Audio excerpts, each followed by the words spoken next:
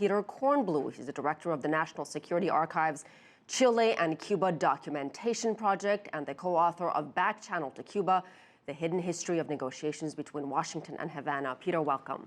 Thank you for having me. You met Fidel Castro a number of times. What was he like? Well, he was one of those larger-than-life legendary figures.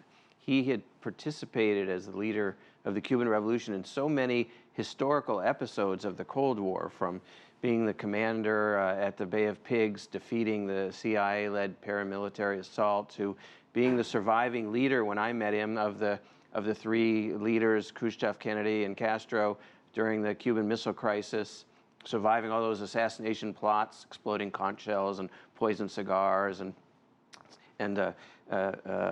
poisoned pens.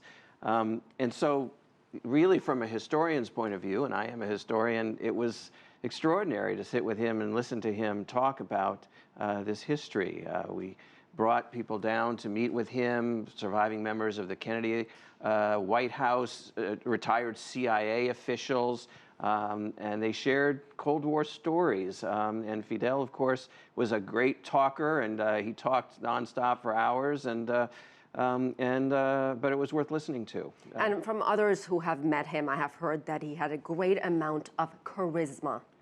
He was a giant of a man. He was tall and built like a house. He often wore those green fatigues and his very polished military boots. He commanded respect, but he commanded it through a kind of a charismatic presence. I have to tell you that the very first time I met him in 1992, he said to me, "Kornbluh, how many children do you have by how many wives?" How many wives? Right, and I said I had one son, that my wife was a Chilean at the time, and we went on from there. And I actually did have the opportunity to take my son when he was 14 years old to Cuba, and he met Fidel Castro as well. Peter, let's talk about his legacy, mixed legacy, I should say, the good, the bad. That is and true. Also in terms of health and education and environment, good. Well, I was in Cuba with Robert McNamara, of course was Secretary of Defense under the Kennedy administration and very much involved in trying to overthrow Castro in the early 60s.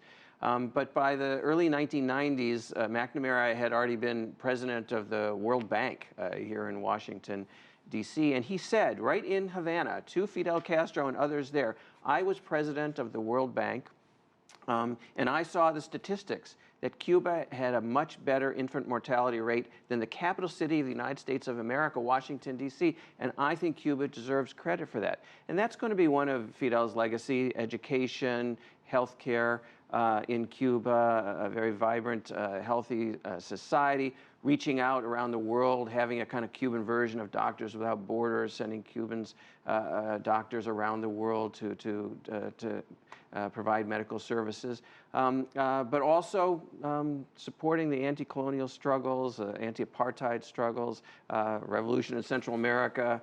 Those are things that gained him great stature among the Third World and a lot of the rest of the world. And Henry Kissinger, in the confines of the White House, the Oval Office with Gerald Ford, would refer to Fidel Castro as a pipsqueak, but really Fidel Castro, in the eyes of many in the world, rose to be kind of a giant slayer. And many around the world really admired him for standing up to the United States decades after decade after decade.